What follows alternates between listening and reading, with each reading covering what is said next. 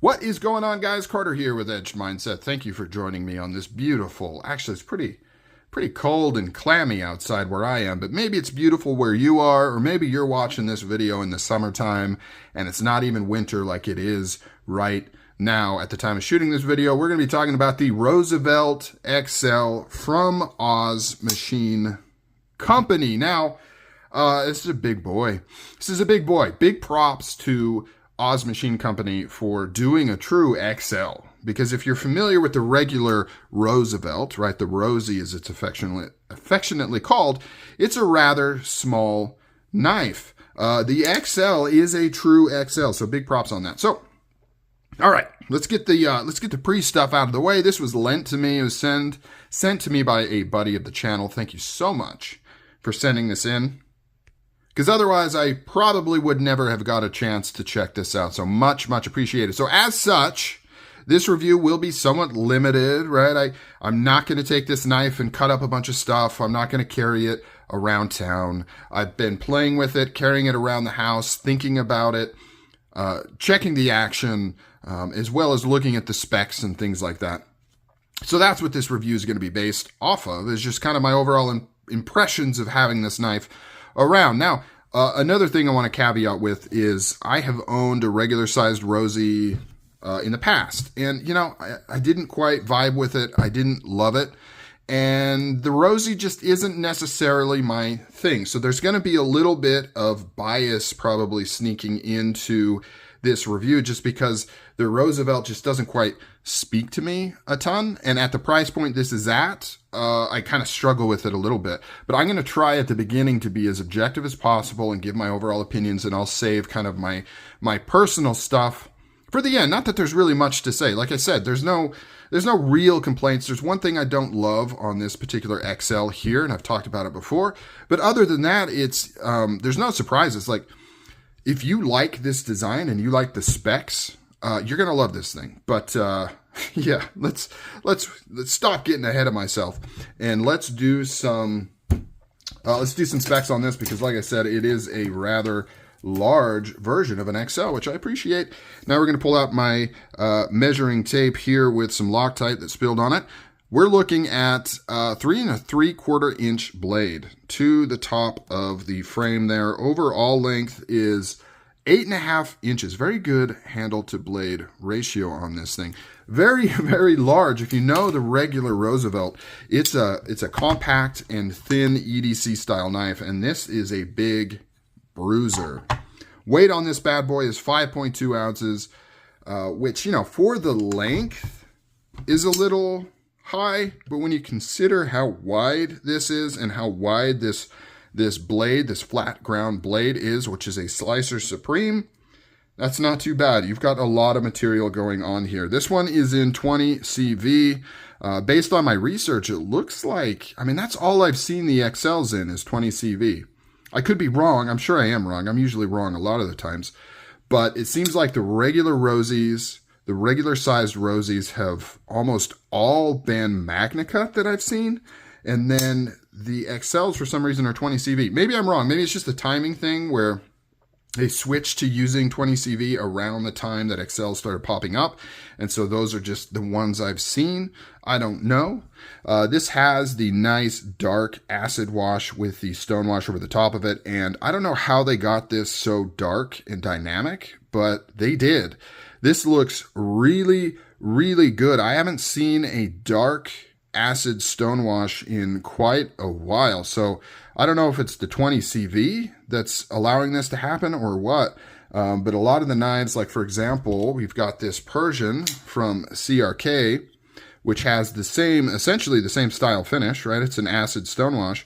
But you can see how much darker the Roosevelt is. It just looks so much better. And I would imagine hides scratches and things equally as well. Super high flat ground blade, right? That's what the Roosevelt series is known for, being very, very slicey, thin and consistent behind the edge. Now listen, if your jam, little tangent here, if your jam is appreciating machining quality and well thought out usable design on a knife, you know, this knife is for you. That's kind of what its thing is somebody has really taken the concept of an EDC knife, what makes a good cutting knife. They've thought through all the details. Like, look at the plunge line coming down here. Look how aggressive it is. That's to keep it completely consistent when you get to that edge, right? It is not thick back here and then kind of thins up. It is completely the same all along this cutting edge, which may seem simple, but it's not. You know, let's take something like this Shaman here from Spyderco. Now, they did a good job. It's pretty consistent. It gets thicker towards the tip. Now, there is benefit to that, right? Creates a stronger tip. But you can see how this is kind of a little bit ugly back here. They've kind of done a similar thing, though. Very aggressive plunge line to kind of keep that edge consistent. So not the best example. But if we take like a Strider here, see how this is kind of curved in. It's a softer kind of plunge into the blade here. But still, not too bad. I'm coming up with terrible examples because these are all actually pretty good. Maybe I just misunderstood how well other knife companies are doing this particular task. I felt like I was going to run into something where it was a lot thicker back here because I know I've seen that before. But so far, everything I'm pulling out is not proving my point. That's what happens, guys. Oh, here we go. Here we go. Medford. Leave it to Medford to give the good example. So, I mean, it's not terrible, but it's definitely thicker back here than it is kind of through the rest of the blade here, just due to how far away this is. But look how maximized this is. Look how it just cuts into the edge so close right there. Look how much runway this needs to kind of get to the edge. Now, this is a choil, so other reasons for doing that. But just in terms of efficiency of blade cutting edge to handle just all these little details, my point is, the point I so clumsily and completely failed to make is that this is a knife where somebody has really thought through all the little details and they've really come up with a solid knife where it is use first and aesthetics second, but at the same time coming up with a very strong silhouette. This is a very strong knife silhouette. This is similar to like Strider. Similar to Strider, this is probably going to be a silhouette that lasts the stand of time. Lasts the, what am I trying to say here? It lasts through, it stands the test of time. That's what I was trying to say. It stands the test of time. This is going to be that silhouette. How do you determine that? What am I talking about? Well, basically, if you were to take just like a black and white image, like take this and just make all of this black. Same with like the Strider, make all of this black so you can't see any detail. Would a knife bro be able to instantly tell what that knife is? Yes. And even somebody that's not a total knife bro, at some point this is going to be so common that people are going to know that is a Roosevelt, right? It just has that distinct kind of look to it, which is getting harder and harder to do the more knives that are out there kind of diluting things and things like that. Anyways, I've talked way too long. Let's move on. So, big opening hole. My only real critique with this knife is the size of this opening hole. It feels awkward to me. The only way I can adequately use it, I've got to kind of get my thumb up here at the top and basically treat it like an opening hole like this size. If I try to put my thumb like in the middle, it's difficult to open. I can't get the leverage and it's kind of awkward. And I don't like this much of my thumb going into that opening hole. It just still, even after spending time with this thing, it just feels awkward. And I don't like how they scaled up the opening hole when they scaled up the knife. So for example, I'll bring out the Strider again. If you compare, here, I'll go grab the example. Hold on. And I wish I had a regular sized Rosie to really drive this point home, but I don't, so we'll have to use our imagination. So if you take a look at the SNG from Strider, which is the smaller, more EDC original size, and then they upscaled it to the SMF, which is bigger, the opening hole is the same size. Like, he didn't upscale the hole. In fact, he didn't upscale the hardware, didn't upscale the pocket clip. It's only the frame and the blade that is larger. And so if you're familiar with opening the SNG, it's not going to be any different in terms of how your thumb goes in than the SMF and vice versa. Now with the Roosevelt, he didn't do that. He upscaled everything but the hardware. Ooh, I don't know about the pocket clip.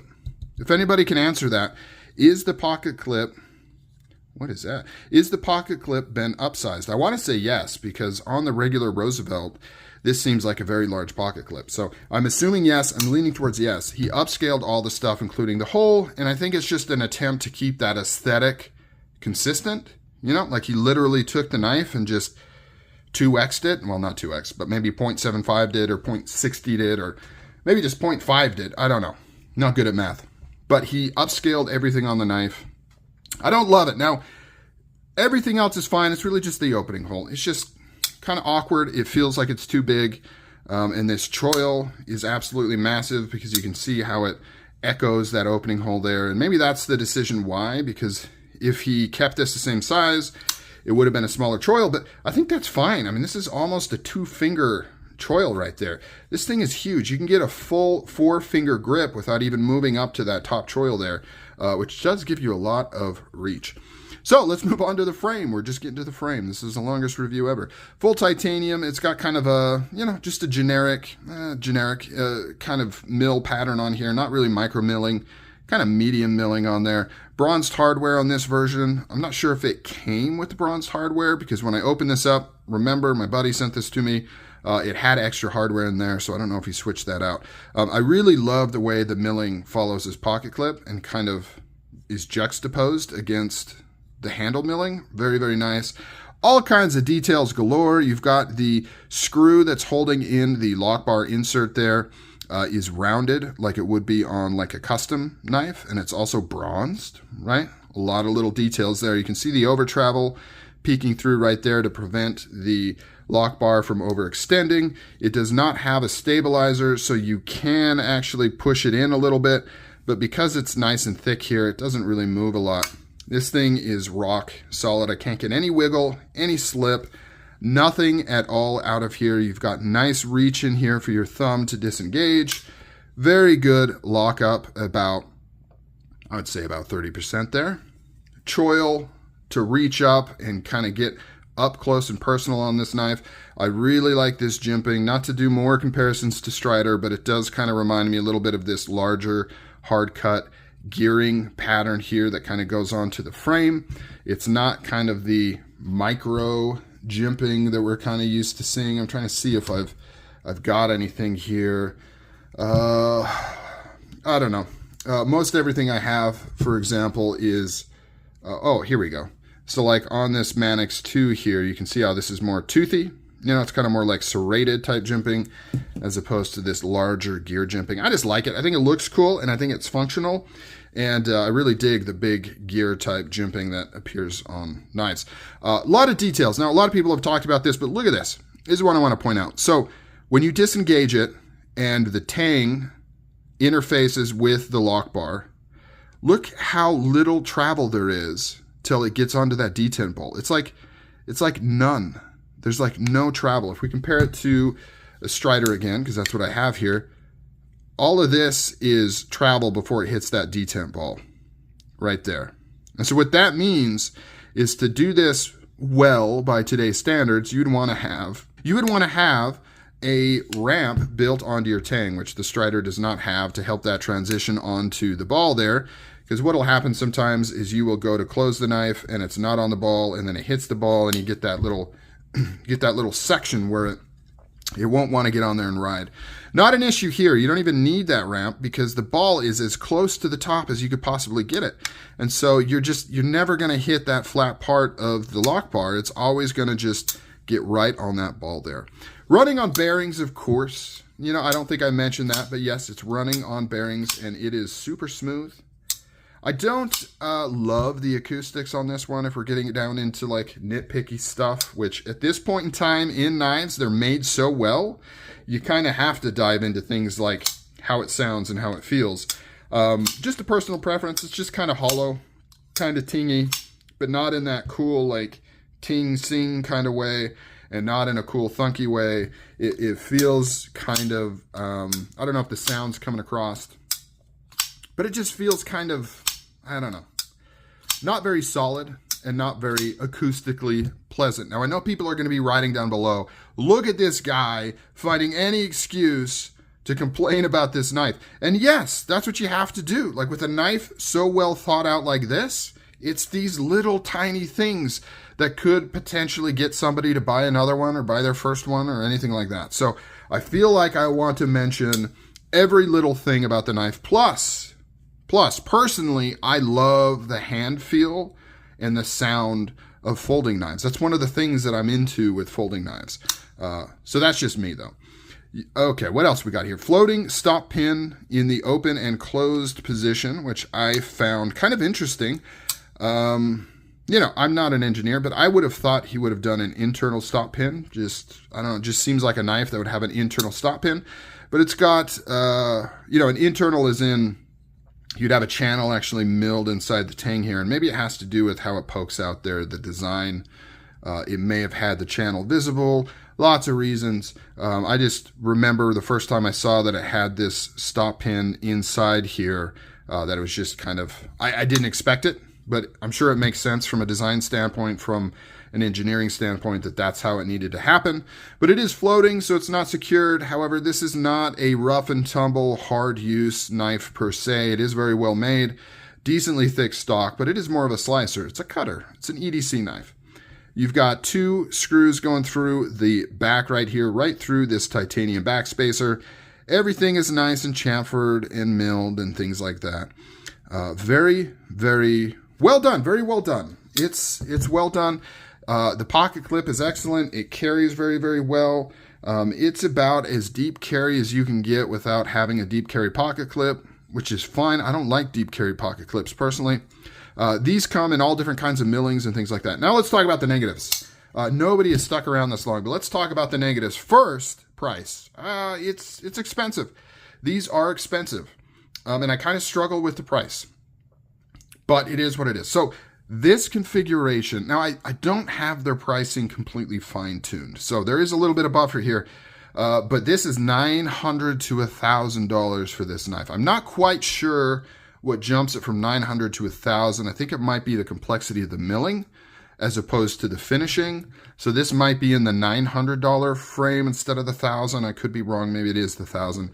That's quite a bit, man. That's quite a bit. And I'm not talking secondary prices here. This is if you put in for the lottery, which is how most of these are sold. So basically, you submit a request to be able to buy this knife. That is the retail price, is $900 to $1,000 for the XL here. And then in the aftermarket, right, somebody buys one of these at retail and they decide to sell it, you're looking at $1,200 to $1,400, depending on how in demand that particular configuration is and how lucky you are if somebody really, really wants one. Like a lot of things, secondary prices are starting to cool off a little bit, and the XL's been out long enough that it's kind of chilling out a little bit, but still very high. You know, it's a high price. Now, I know what you're thinking. You're into Striders. Striders are very high priced. Yes, they are. Yes, they are. The difference, though, the difference is I consider it nostalgia tax. So, all right, I'm not going to talk about that anymore. Not going to talk about that anymore. That could be a whole thing, and it's going to get me in trouble. Nobody's paying attention to this video anymore. I think I've hit my max limit of length of videos. This is the XL Roosevelt from Oz Machine Company. Arguably, for what it's trying to do, especially the regular size, it's about as perfect of a knife object that you can get. And the XL, barring my minor critiques with the opening hole, does the exact same thing in a bigger package. So that's the end of it. All right, guys, take it easy. I'm out.